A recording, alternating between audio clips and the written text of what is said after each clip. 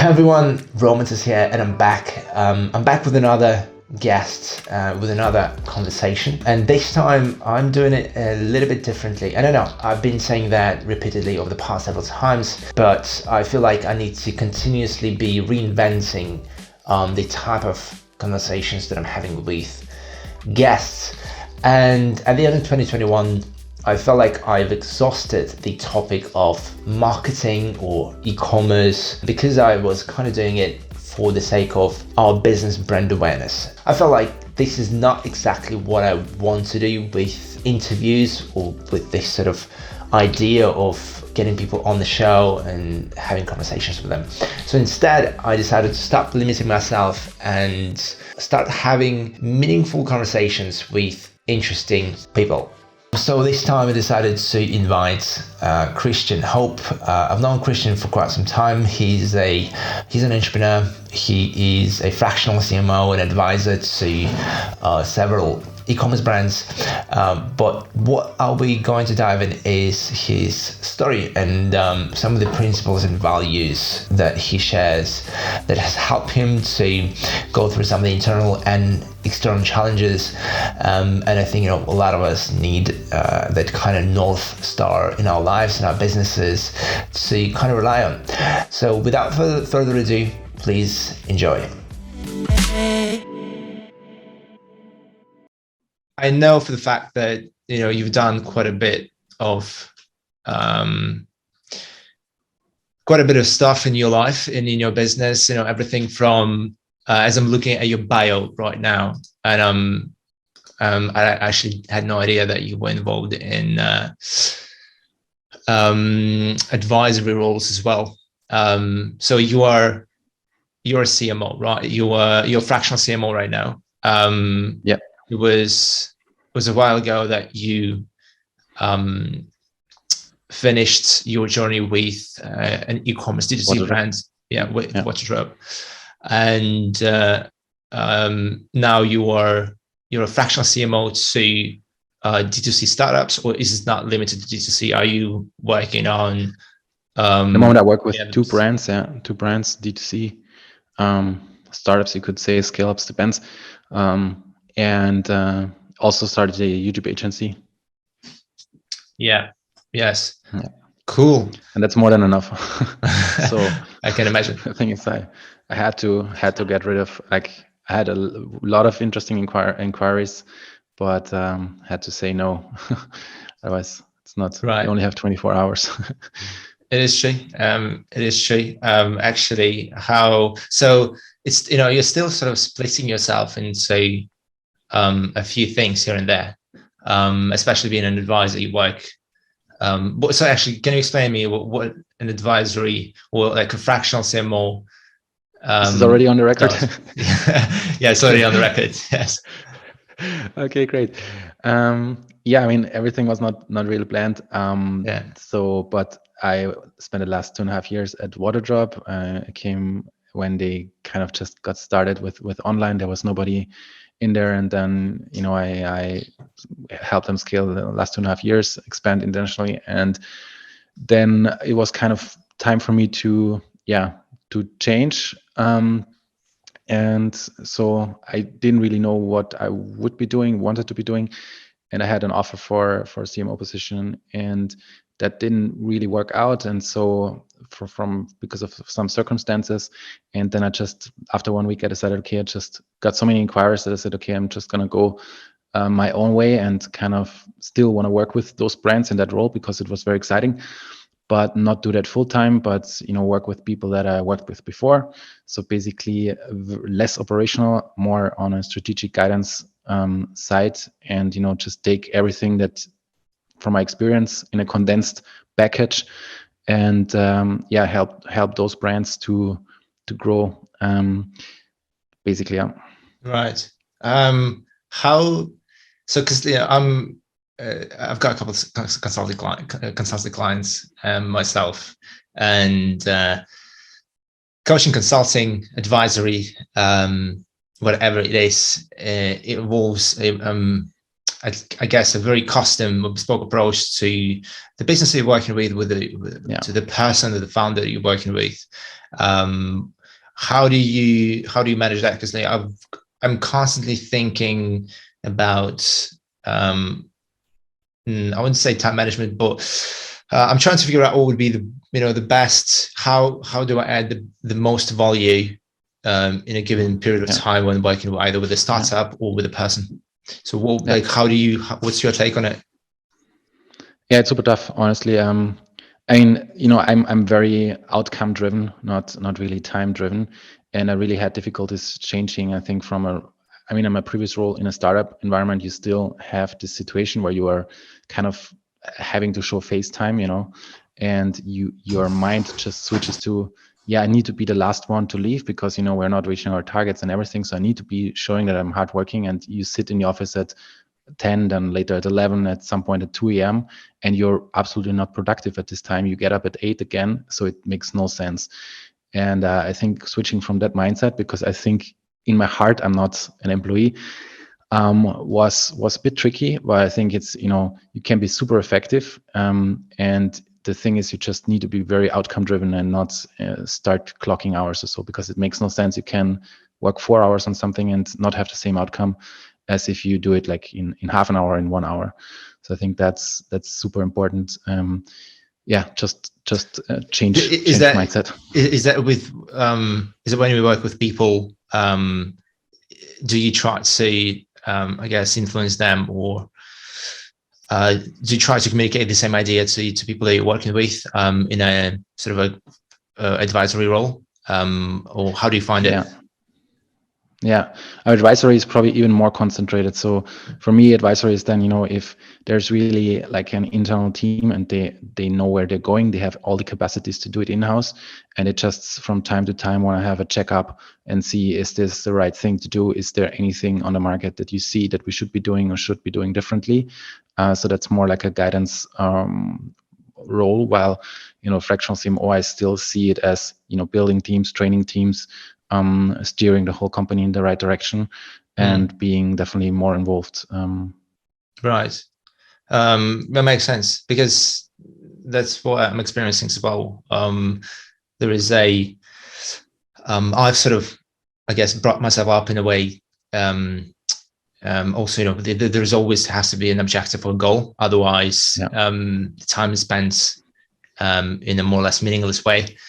And also when working on a consultative basis, it feels like I always feel like I need and I want to push clients to understand what's the purpose of our conversation, or what's the purpose of, let's say, if we take on a problem, what's the purpose behind it? Why are we talking about a certain thing? Is there an actual objective behind it? And it's not always. It's actually it's very interesting. It's not always. You don't always know whether what you're talking about at a given moment, whether it's whatever, marketing, business dev, people, and you're not always entirely sure whether this particular problem has the answer that you're potentially looking for. I don't know how to explain that, but sometimes I try to listen more and try to observe, holistically observe what the person, how much does a person understand themselves and their business, and what is the level of awareness they have in the first place before kind of diving into strategically or tactical points. Is there something that you are? How do you approach problem solution from a personal level or from a business level? Yeah. Are you trying to say that? Is that what you mean? Like, you should not buy the story of a client. For example, if a client says like, this is the way, and we struggle with this because of this, and actually it's not because of this, but if you don't ask, or if you don't go deeper, then you just buy the story and you go in that direction, but maybe it's the wrong direction. Is that what you exactly. Yes. Yeah, it's true. I mean, the good thing is, or at least what is also very important for me with working with clients, is I do it because I really love the clients in a way that, there's a very good connection on a personal level. There's trust. This is, I think, very important. If a client doesn't trust you that you can help them, and then it's also very difficult. So you need to be, for me at least, very open and very direct, be able to say things. If you think something is not good, then be able to say that, and you need to trust that you can also decide and move things. How do you get to the point where they trust you, or how do you know they actually trust you? It's like it's a bit like hiring. I recently had an interview. After 25 minutes, I didn't even have the CV. I didn't have a LinkedIn profile. Nothing. I didn't know what this person was doing before at the interview. After 25 minutes, I knew this is the one to hire. And it's like I've always gone that direction with hiring, and I think it's the same with finding clients. It's if you have this feeling and this connection, and there's not a checklist that you can go through. Really, but it's just right. So it's more intuitive, I guess. Yeah. Is there a particular feeling like because the reason I'm asking is I'm actually when I'm sort of recalling all of the meetings or consulting gigs, or either it's hiring or sales, I used to be quite rational and I guess go by the checklist. And then with time, I was like, I actually need to kind of trust my own intuition.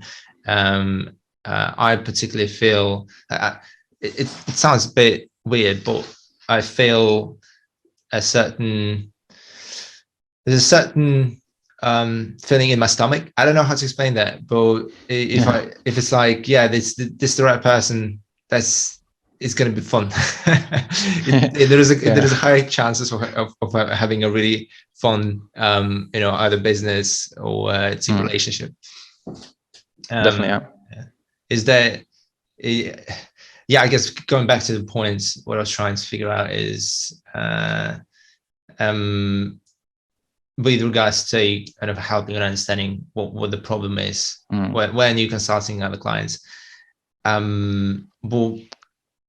So okay, once you establish trust, what's the next thing that you're looking for to understand how to help the client or how to help the person in front of you? No, absolutely, you're right that it's not only gut feeling. I mean, you have to have a good setup, right? You can do the best work that you can, but if, I don't know, the product is not good, or there's no product market fit, or I don't know, the margins are just not absolutely not good. You can do the best you can, and it won't scale. So I'm definitely looking, inside the business and see where are they at, what are the biggest challenges they have myself, and see if the business is healthy. And from there, if I see, okay, likely this is because of this and this, then it's good. And this is essential. Right. So first, more intuitive trust, and then second is just getting into the, I guess, overall understanding where, how to basically identify the problems, trying to identify the problems, and then take the conversation on whatever it is from there. Would you apply the same approach to, I don't know, if you were, you were a part of the startup and you grew the business, you were a part of the team to grow a really good D2C business, and is that the approach they applied to actually being a head of marketing in the business, or how you actually grew the business from, let's say, I remember the numbers, but I remember it was a significant increase from 6-7 figures to multiple something, right? Yeah, exactly. I think, I mean, I'm not sure what numbers I can say, but was significantly, I think it was, let me think, but definitely more than 10x.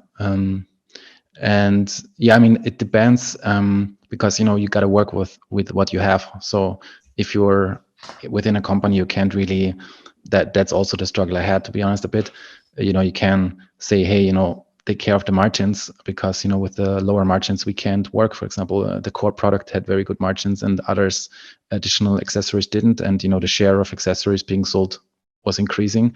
So what can you do, right? Of course you can try to influence the overall company strategy, but in the end, it's not, you're not the CEO or not the only one who takes decisions, and so it's difficult. So I think that's also, you know, the good thing. If you're in a consulting or in a kind of fractional role, you can choose with whom you want to work with, and makes it a lot easier.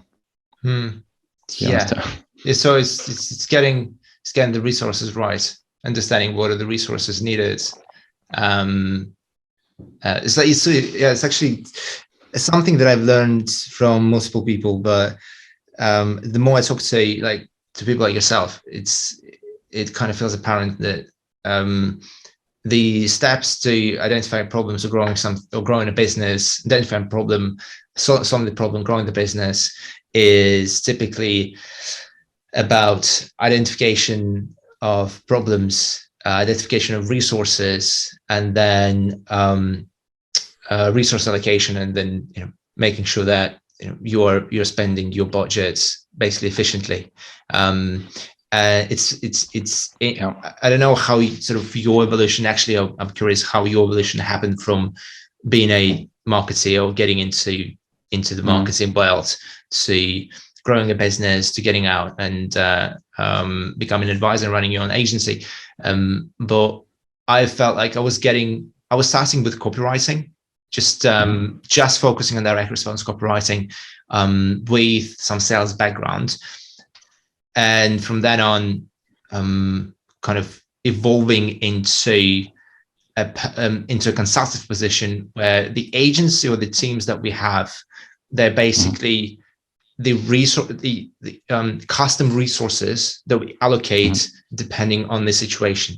And I've come to the position where I don't know whether I want to create SOPs around that, so it becomes a fixed process or a set of processes, whether I just want to leave different teams and different partners for various purposes.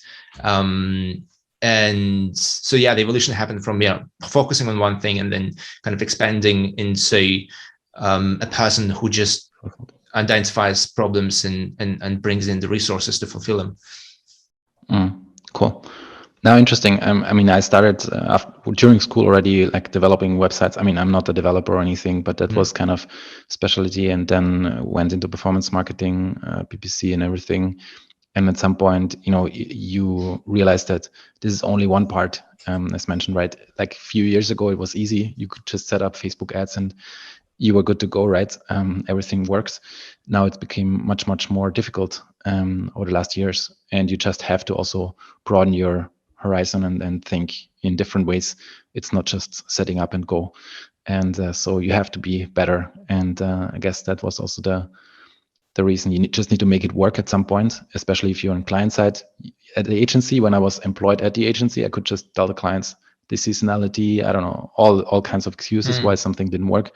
At client side, this was the budget, this were the targets. We had to achieve it somehow. So you automatically go broader because you have to find the real reasons what really moves the needle, and you just have to do it. Would you say there is some sort of the agency business kind of teaches you to be very efficient with minimum resources, because there are always a scarcity of resources, whether from client side or from the agency side? In what way? In a way that you learn to understand how to become resourceful, or when you don't know how to achieve the certain KPIs or targets. So when you, let's say you've tried all of the best practices, they didn't work, and you're sort of on the crossroad of either giving up and coming up with an excuse, or stepping on an experimentational or on a new path where you don't know what's going to happen, but you need to figure it out. I can't say. I mean, when I was employed at the agency, half of my day I spent in meetings. The other half of the day I spent doing presentations. And then, the other third half of the day I spent managing accounts because you kind of don't work like the usual 9 to 5. Yeah. But it was mostly no time to really work on clients, and that's also why it's interesting to now launch my own agency, because you have the background of being an agency or working at an agency, working on the client side with agencies, so you know both of the struggles. So I don't know. I maybe becoming more creative with excuses was when I was still employed at the agency. Yes, interesting. So yeah, at the very beginning of my agency, I had no choice because there was the only income that I had. So for me, what was more like a hustle, find any possible way to retain a client. Otherwise, I have no cash flow. That's good. Yeah. And I guess I'm coming from that perspective. But okay, so what would be what do you think is, well, you're just starting a new agency, but what do you think is the major difference so far between running campaigns and working for somebody else in the agency and versus running your own agency? I mean, it started also not because we wanted to start an agency, but because we had a concept that we saw worked ourselves. We spent kind of a lot of sweat and sleepless nights basically to make that work. Because YouTube on return on ad spend was something that didn't work for us at all. And then just others realized it and approached us. So it is kind of, if you start your own product or so, and people ask you, where can I buy it? And from that perspective, so I think we were in a good and lucky position that we had something that's, there's a high demand for it. There's a good product market fit. Everyone needs it. Everyone wants it. There's not a lot of competition. And from that perspective, it's good because we can help a lot of clients. So I think that was also the only reason why I would start an agency, because otherwise I would not start, sorry to say, paid social agencies, because there's enough on the market and it's really hard to differentiate to be better than anyone. And the same for other fields, I guess. I agree. I agree. I wouldn't start a paid social agency. I wouldn't start a paid social agency today. No, no way. Another lesson is I wouldn't start an agency by myself if it was the next agency. It's good because I didn't start it myself. It's a fair point. Having a co-founder partner who would back you, with other. So agency, a one-man agency business is. I mean, I haven't built a 100 staff agency, so I can't say what it feels like when you're not in the operational side of business. But you're talking obviously about a boutique agencies, a small lean team that fulfills semi-custom, sometimes custom, sometimes whatever projects. And in a boutique agency, I've realized that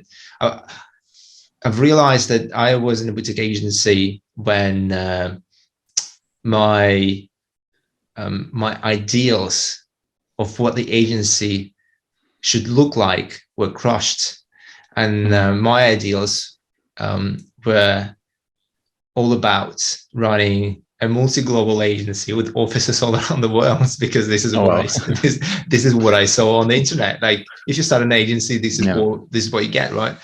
But then 1 year later of being just running an agency of me and then another person, effectively a media buyer, I did realize that actually it's not true. Like, whatever I aimed for, it was, wasn't on the map. And we also launched the paid social a little bit too late. Well, it was like more of a, when the market has adopted and the agency space started commoditizing. So it was okay time, but today definitely not the time to run a paid, unless you have some creative competitive advantage, which is hard to find. Of course. Do you mind now that you don't have a global offices? I think I'm still open to whatever happens, but I guess not in the agency context. Okay. And maybe I also, it depends on, I guess it's also, I don't know, but I would like to hear your take on it, because it depends on the personality, and it depends on what you believe in is possible, and what, and whether and then the level of brainwash you're allowed to have through either media influencer marketing, or looking at either influencer entrepreneurs. No, I hate bullshit, and I hate this kind of things. So all the things that I hated about agencies, we tried not to implement. So yeah, we definitely don't want to have any offices anywhere. We work completely remote, which is interesting, but it gives us so much more possibilities, because we don't have this whole fixed cost block, and so that makes everything much better. And the goal was never to start an agency for starting an agency, for the sake of starting an agency. So I guess the motivation was also not inspired by international global offices with fancy offices. No. Yeah. Yes. Yeah. I guess you started it. Having a decent amount of experience to understand what the market looks like. And when I look back, I was like, oh Jesus. What a naive boy I was, thinking that I need an office or anything like that. But it's fun. It's still it's still a fun journey to go through and understand what are the realities of the business are. Absolutely. So yeah, I guess let's actually want to get back to experience of you've done a number of different things, everything from as we discussed, advisory. For I'm looking at a LinkedIn profile right now. Social impact focused D2C. And I can also tell you things that are not on the LinkedIn profile.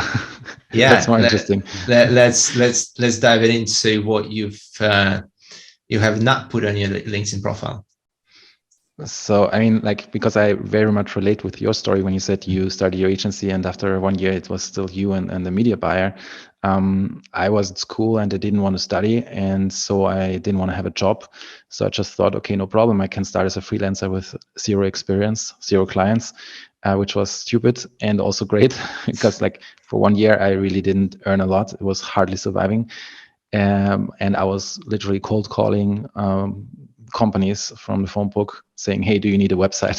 So it's nowadays it's people writing you on LinkedIn saying, hey, do you need this and this service? And you're like, gosh, please don't. But I was still doing that with phone calls, cold calls, which was really interesting. But at some point, I had someone say, yes, I need 2 websites. I was like, yes, I had 2 months of surviving again. So that was kind of interesting, and I just learned by doing, and it was horrible. Honestly, the service I provided was absolutely horrible. And after 2 years, I then decided, okay, I need some more experience. Don't want to sit alone with a computer in a room, and applied for an agency and started 4 days later. But that was my start. So I didn't even make it to an agency. It was more like unsuccessful freelance. Look, I can relate to it because. You can relate to mine. I can relate to yours even more because back in the day, before even starting an agency or being a freelancer, I worked for a B2B sales company. Okay. And it was kind of wrapped up in a startup context. So you would come in this fancy office in the loft space, open space sitting. Wooden floors and all that stuff in a very fancy building that was refurbished. There used to be docks. It's in East London. For anyone who knows, it's near Limehouse. There's area that used to be back in the day basically all docks. And now they're refurbishing either into apartments, office spaces. So it's a quite nice area to work out or to live in. And but in reality, it was more of a I wouldn't say a Jordan Belfort type of office or Wolf of Wall Street environment, but it was a proper boiler room where you'd call Wow. you had to call senior executives of Fortune 500. Cold calling senators, just realizing that you have to call a senior executive Fortune 500 gives you 0.01% chance that they will ever respond to your telephone. And imagine it was more like a sales army. I'm blessed that I applied for this job and I got accepted, to be honest, but the first 3-4 months were living hell. I can imagine. But the reason why, the reason why I got this job is because I used to be in coaching. So when I was like 23, 24, I decided that I was good enough to be a life coach, not life coach, like a coach, personal coach for life and business. Not Sure. having any business. Sure. Yes, go for it, Roman. Yeah. Okay. So we had a similar story. Yeah. Yeah. And I just arrived to London, and also, when speaking to Brits back in the day, I was like, I moved from the Netherlands to London. I was like, I couldn't understand some parts of the English in England. And I was like, yeah, let's do coaching, consulting and all that jazz. But it was similar to yours. I barely survived. And I was basically pushed to get a job. So I think there is a common, how do you say that? A common theme across people who either get into marketing or in a business, who want to start something. You hear all the stories, at least I see some of the stories on social media when somebody got into freelance and then into agents and then into build a multiple 8-figure D2C brand and then become an investor. It's like, absolutely, look at it like it's always upwards, and you kind of get into the business with the same mindset that this is how it's going to be. Yeah. But it's so different, right? Because I had classmates when they finished school, they got the car from the parents, and it's so different if you have to work for your own money. I felt when I had my first job, I remember when I was 15 or so, just when it was legal in Austria, and I had to clean up after an event, and I only got the money once I worked 3 days. And after the first day, I wanted to quit. And my mom said, no, you finish the job, because what you start, you finish. Otherwise, I said, I don't want the money. She said, no, you do it because, you started it. And you start, learning what it means to make money. And then you start your own hustle as a freelancer or whatever. And you learn all the mistakes and so on. I think it's a total different mindset than later when you start a business. If you start your first business and it's a success, you never know what you could have done better or different. So I don't know any story of this. Actually, you started first business as a success, but yeah. Yeah, I think it's the way it's been portrayed on social media. That maybe it's always like true. And it's also hard, if you say, hey, I did this and this and it didn't work, and then you tell a good story. It feels so simple, right? It feels so simple. You say you start your own agency after 1 year, didn't work, but now you built your great stable agency. And nobody knows the struggle that you went through, I guess. Yeah. Talking about a struggle, what struggle did you go through from being a freelancer to working in an agency to scaling a brand now to become an advisor? Any struggle, whether it's business, personal, or that the struggle that it taught you to become either better or helped you improve or develop certain skill? I mean, always struggle, and it's not over. I think the thing is, some people might look at you and think, wow, that's great. Honestly, I don't think, there is always people that I admire from personality and from what they have achieved at totally different ages and stuff. But yeah, it's, when you are basically living in a 200 euro shared flat, that was basically when I was graduating school and just surviving with, I don't know what it was, 500, 700 euros a month. I don't know how I did that. In of Austria? Course, that was in Austria. Yeah. So no support, nothing. And from parents or so, there was no support. So I had to survive on my own. And of course, I just worked a lot. I was never good enough. My personality was not trained when I started in the agency. I kind of was not a good employee, so to speak, but challenged everything. Was not, my colleagues, of course, didn't like it, because those who were there for several years, and now there's a newbie, challenging everything, not sticking to the rules and stuff. So, but yeah, still always, I have this feeling I definitely need to deliver. And if I can't, my standards to myself are super high. I found also that sometimes client standards are lower than my own, maybe.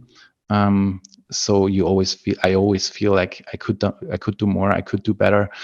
That's still something that's nowadays on my mind. Always.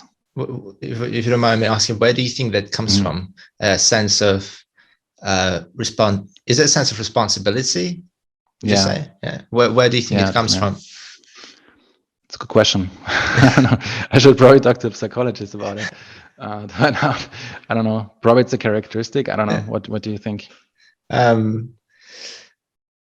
it's a good question. That's I like asking this type of questions to understand personalities and to first of all understand myself, but then to also understand people around me. What are their drivers and what makes them tick? And typically, what I found is when we say I just feel a sense of obligation, a sense of responsibility. That typically comes from somewhere. It just didn't happen that you were born into a set of characteristics that, obviously, there are some predispositions from a genetical point of view, but a sense of responsibility comes, in my view, partially from obviously how you were brought up, your upbringing.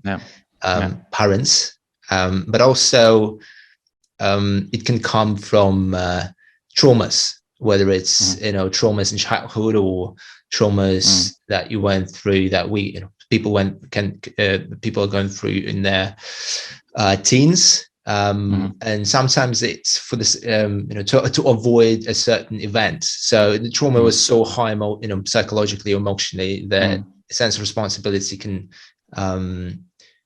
take you to a safer place, right? And I found in myself when actually running an agency, my dad used to be a highly responsible individual, and he used to be, because he passed away when I was 16, but because he's from a military background. He used to be military sergeant, not a sergeant officer, whatever. No idea. And I think he passed on a certain level of responsibility, a sense of responsibility to me. Like, you're obliged to do something to the highest standards possible. But then I also realized that it partially it can draw. There is a certain border between being responsible for the things that you can control, and also there are things you can't control. And you're kind of crossing it, and you're driving yourself mentally crazy, and then you're becoming mentally exhausted, and so on and so forth. And that is harmful, and that comes from, I guess, a different side of ourselves, which is trying to cover up a fear of failure with even more sense of responsibility, if that makes sense. But that's what I've learned about myself, and I was like, okay, I don't need to walk myself into the 12-hour days, and then by the end of the week being absolutely exhausted and not being able to solve problems. Like, actually focus on how to become more resourceful in terms of coming up with ideas, or becoming more creative, or maybe hiring people. That's I think that's my definition of it. That's a very good reflection, I have to say. I guess it's not so easy to differentiate between what can you control and what you cannot control sometimes, but that's definitely a very good reflection. I guess it was also similar, like my mom was my parents divorced. My mom was taking care of her kids and 2 still of my father's first marriage, and was self-employed, had run her own businesses, and just never allowed herself to rest. So I think it's also maybe similar. I saw that was kind of the normal. So you have to always be working, otherwise you don't make it. So it's actually a good thing. Yeah, it's like that's the preset for for what following you the do. path, For the following path for becoming successful. Yeah. And I also think that a part of our job is to kind of diminish some of the false assumptions that we have about success, or what it actually looks like to be successful. How do you say it? Do you have an idea of like what would the success look like to you, maybe, or have you reflected on what means to run a successful business or be successful in the business environment? And do you even think about it as business, or maybe you kind of, like, recently I've had a conversation with my coach, and he said, maybe you don't, Roman, don't think about it as business, think about it as like a portfolio of careers that you have, and you just invest your time and resources in the ones that you like most. How do you have you reflected upon it? Yeah, sometimes. I mean, that was also one of the reasons why I wanted to kind of change the path, is really, being able to follow what makes me happy or what I believe in. And, just to have the flexibility to work on, as you said, just as you said, to have this portfolio and see where you want to invest your time. So it's more on a personal thing. I don't think I think of it as a business. Numbers and stuff like this is, of course you have to look at numbers specifically in business, but it's not, if this number makes me happy or think of it as a success. But it's more like, can you help others to, and what you get back? So that's what also I think the sense of responsibility comes from, is like, does the other person or the other business think, this was good and gives something back, in terms of, appreciation and stuff. So I think that's much bigger motivation than any number. Yeah, I can see. Have you ever felt like numbers or money were important to you? Obviously, when you're students and you're broke, it's always important. But going forward, did you feel like money motivated you in one way or another? No, not at all. Quite opposite, actually. So, can put a lot of money on the table. If, like, for example, I have very strong beliefs, and already in the agency, I told, like, if I would be working for this or this client, I would quit, because I would not do that. So I think, that's super important. I stick more to my beliefs than you can put all the money in the world on the table. If it's not something I believe in, I would not want to work on it, because it's, in the end, we all have one life. I think we all have one chance to spend our time, which will never come back. And in the end, what does money do to you? I mean, it helps you, of course, to live a certain lifestyle. You can do a lot of good things with money. So I heard also money kind of shows the character that you have. But in the end, it's for some people it might motivate them, and it's also fair, but it definitely doesn't. Can you give an example of I guess of a good motive? Well, let's say, if we apply it to like a agency client business, what would be a good client or bad client? It doesn't have, it doesn't have to be like, what are the characteristics that you're looking for that kind of are in sync with what you believe in? First of all, the business that they work in, needs to make sense. So if, for example, the business has a good cause, or is following something that I believe in, it's great. I would not try to promote anything that is against my beliefs. I mean, I can't even say the name, I guess. For example, Nestle was one of the companies I said I would never work for several reasons, and similar businesses, because I would not believe in what they're doing and their business practices.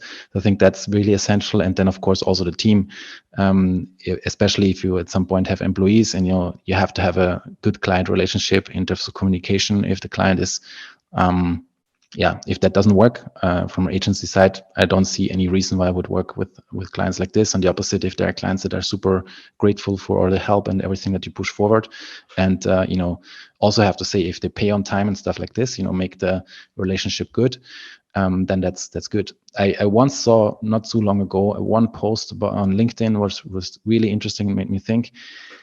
Yeah, this guy wrote that he always negotiated prices, and at some point he stopped negotiating prices. And the funny thing is that all his clients also stopped negotiating prices.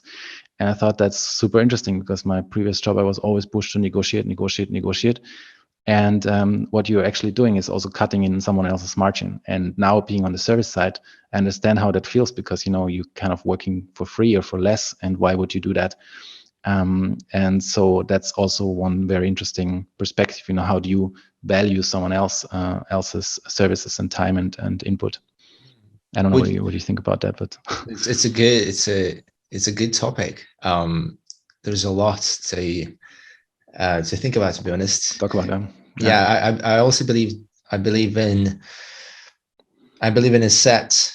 I believe in delivering value and charging based on the value that you deliver. Absolutely. But in the same time, I'm still working on the idea of it's a cash flow business. If there is a client, there is let's say sometimes there is a balance of how long you can sign the client up for versus and how much you're going to be charging them. As a good example, recently we onboarded a brand, and an international brand, and I told them this is our fee, and this is how we work. And they got back to us saying that technically it's a fair fee, but given the fact that we would sign up for longer, would it would make more sense to them to reduce the fee. To reduce the fee. And I sat down. I was like, and I was trying to kind of balance out the views. And I was like, okay, I'm not in a position to say no to, like, first of all, I loved the brand and I wanted to work to sign up, because that was more like level up in terms of the clientele, and it was more of a personal satisfaction. And in my mind, I was like, yes, whatever, let's go for it. But I guess, going forwards, maybe in a year or whatever, X amount of months, I would say no to a similar deal, because I already exhausted the excitement and the opportunity, and I've already learned what I needed to learn.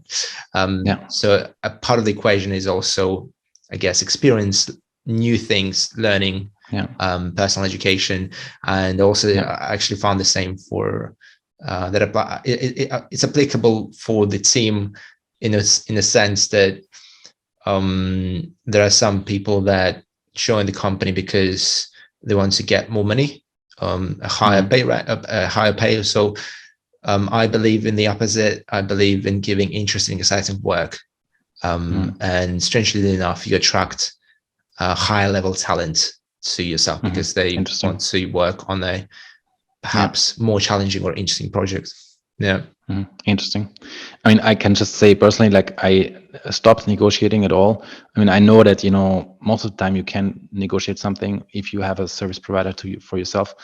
I stopped doing that at all. And when, for example, they give me a window to pay, if 30 days, I pay the next day or same day, because, just to try to put that message out that, that of course not all clients will do it, and not all clients do, and some still try to negotiate. But I just realized, where would you put more effort into? If a client is like super willing, says, okay, this is the fee, I understand the value that you bring, otherwise we wouldn't work with you anyway, and I pay you the same day, perfect. We had a client like this onboarded, kind of said, okay, where can I sign? Paid next day. And, I spent till 2 a.m. to make it super fast for them to get onboarded. I have no problem with this because I really love working with them. And other clients who don't do the same or the opposite is, of course, you already feel like, okay, it's not a perfect business relationship. So this is just what I started taking from this LinkedIn post, and I think it's good. And about payments, it's a good question. I think I can understand where you're coming from. I think that me personally, I still would pay and a good level that people don't think about money. Of course, people who are only motivated to do certain things because of money, it's not good. On the other hand, if you pay too little, which I don't think you do, but just saying, if you try to save on people, it's also not the right thing. So if you have a good baseline where people don't have to worry about anything, and usually it's not a lot. If you pay a bit above average, then that's already good. Yeah, I mean, of course, being generous enough and being adequate, but at the same time, not just not putting money on the table as the only way to motivate your team. 100%. Yeah, 100%. That's a good point. Actually, but back to the you mentioned something about regular payments. Is that an issue? Do you see that as an issue in the agency space, receiving regular payments from clients? And we just started out, so I can't say say, but what I heard, and I mean, I also know from client side that agencies asked us where's the pay, so I guess that happens. So yeah, I mean, we changed the contract that we only start working once the first payment is upfront, and then we start working, and then everything is at the end of the month, just to see. We had one issue where we started, and then the clients didn't want to pay and also wanted to drop out. And we already provided all the insights. So we said, sorry, but this is not, we don't want to start a legal fight, but this is not how we would do business. So that's made us more careful with this. Put clients on subscription. There are subscription platforms that you can use to eliminate the client's effort to either go and pay the invoice, but also there's these interesting insights that I've learned from another agency is when you put clients on subscription, you also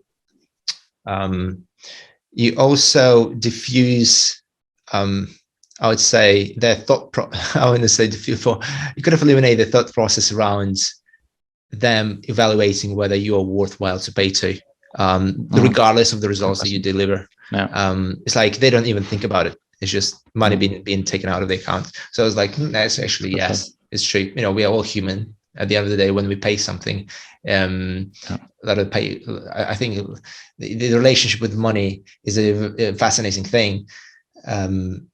People question everything when they pay a substantial amount of money. Absolutely. Right? Even if you get 5x or whatever return, 3x, 2x, maybe sometimes you're just getting 1.5x, and it's just and I'm not talking about marketing, but just generally in life. Absolutely. You still question whether you need to continue paying for something. That's why I don't do that personally whenever I can. Go on subscription. Yes. So how what do you do to be better as a marketeer, as now also an entrepreneur, as an advisor? Is there anything that helps you in business and life to just be better for yourself, or for clients, for people around? I guess always like being very, very open to get better, wanting to get better. Never think that you know everything or that you're actually on a good level. Like always challenge yourself, or asking others actively to challenge yourself. And it starts mostly at how you react to feedback, even if you think you're 100% right and what this person is telling you is total bullshit and it makes no sense. It's still like a mindset, I think. I know some people, and one of the best examples I know is Johannes Kliesch from Snox, and I learned from him, like, he's so open to be challenged. He really asks for it all the time, and how he implements that is crazy. And I think you don't see that from the outside, but what I've seen him and having the chance to be a bit involved in some of the things he does. And the thing is also like, some of the people start their own business out of his employees because they just came up with this idea, and he supports them, and he's super, super open. And I think that's something I The biggest one is really letting others challenge you, challenge yourself, and of course, read, listen to others, speak with others. Definitely, but that's the one thing I would say. How do What is it for you? I'll tell you in a bit. How do you let yourself be challenged? How does it happen? It's hard for me personally because from a characteristic, it's not something that's natural for me. If I have an opinion, I usually think it's right, to be quite frank. So it is a challenge, to be honest.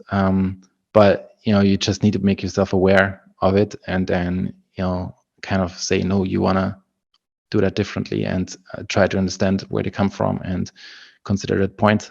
And I made myself, for example, I told myself not to answer to anything immediately, but just think about it.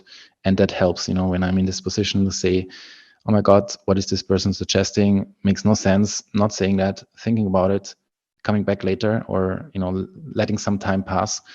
And then it still sticks in your head, and you can think about it. And I see. And be aware when this happens. Yes, I agree. Awareness is the key.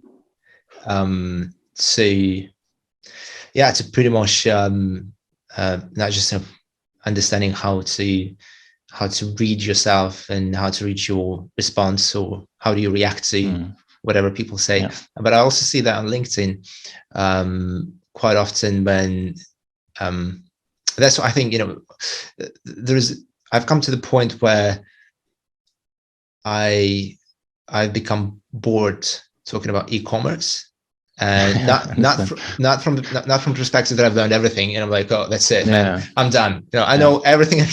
Not at all. Obviously, you can. I think the highest understanding of e-commerce is when you actually start a business and you grow a business.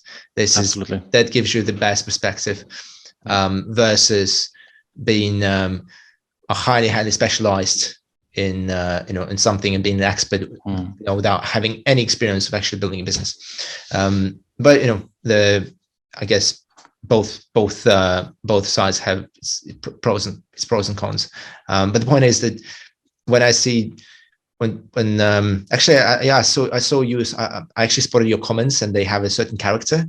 You are pretty vocal about what you believe in, what you think, I think, which is great. Because for most of the part, it shows confidence and certainty in what you think, and that attracts eyeballs. Where that's also the point on LinkedIn. I understand what you're saying. I guess that if you write it depends and this is right, it's very boring. So I also kind of sometimes do it on purpose to kind of challenge and start this discussion. So that's a bit on purpose, I have to say. But that's good. I think we all need to leverage social media in the right way, because you want to stand out at the end of the day from all the other marketers. And for example, it took me a little bit, a while to actually understand how to find my voice when I write content, when I comment. But I've also spotted the pattern, and I've learned that from another person. Are you familiar with Jonathan Ivanko? Yeah, of course. So he has a very particular way of voicing his opinion on expertise.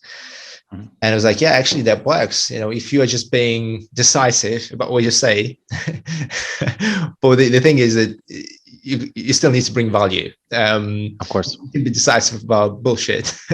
People will pay attention, but it doesn't mean that it actually brings value. So it's an interesting point. But coming back to the to self-observation and allowing yourself to be challenged, it's a skill. And what else? You can learn it, right? You can learn it. I think it's just a student mindset. You just apply student mindset to everything. You're in a process of learning all the time. I think there are so many ways to apply a student mindset as well, not just in learning itself, but also in sales, in growing your business, in building relationships. It's like, as I'm talking to you, I'm learning from you. It's just, I think when we learn, it doesn't mean that we sit down and just we write or we read it. Yeah, of course. It's a way of observing information in a certain way. Reflecting. Yeah. True. I mean, also, if you think that you're always right, at some point you are not, even if you think you're right. And then, these events can also change that. I think I also had that in the past when I was super convinced that I was right. And probably in most cases I was, but at some points I was not. And then you also become more open to be more careful to think that you're right. You know what I mean? Yes, I agree. What else? Is there anything else that you do apart from, I mean, I know you mentioned books, you mentioned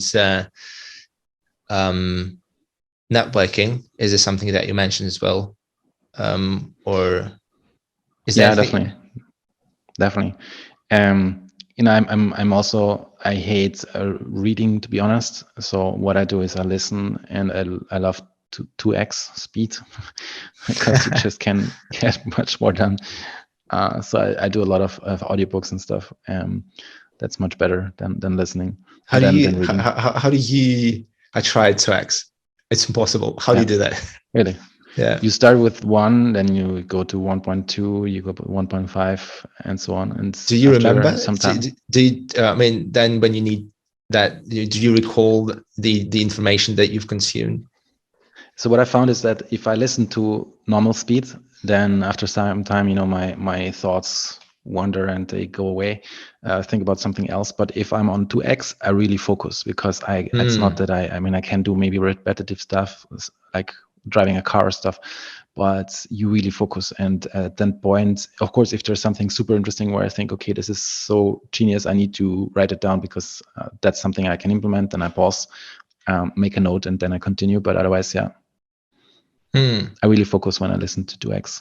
I guess it's because of the speed of the sound. So it's, in order to recognize what's been communicated, you have to listen carefully. Absolutely. I just thought about a different thing that gets you focused. But I don't know. Do you do any kind of sports? I would like to say yes. I mean, I used to do a lot of sports. Now it's prioritization. It's not. I can't say I don't have time. It's always a priority. Question of priorities. I would love to do more. I mean, I love sports. I don't do anything regularly at the moment, to be very transparent. But it's true, yeah. I do work out regularly, almost on a daily basis.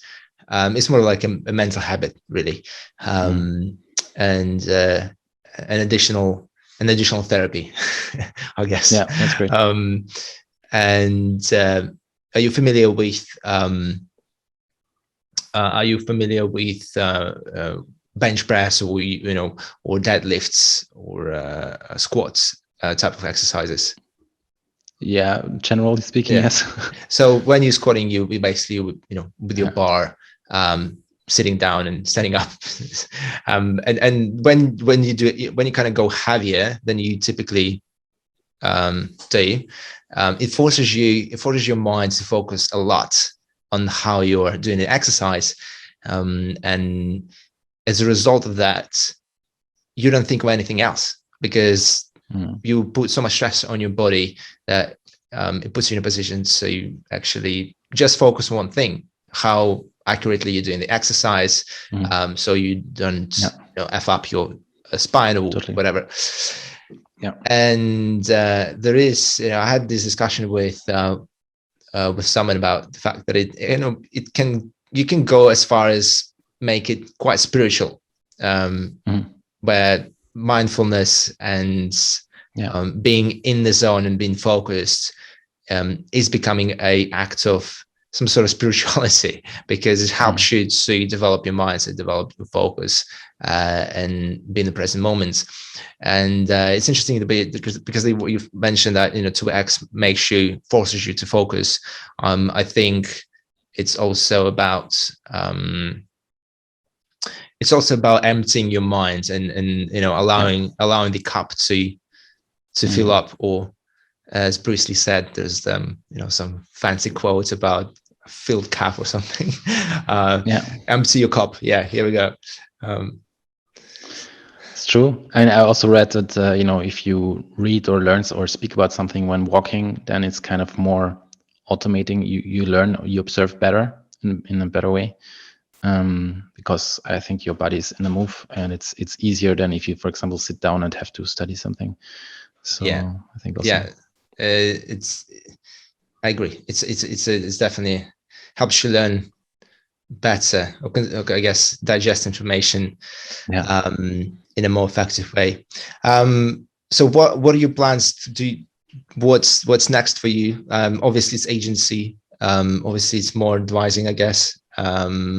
Is there anything that goes beyond your YouTube agency, advisory, or consulting?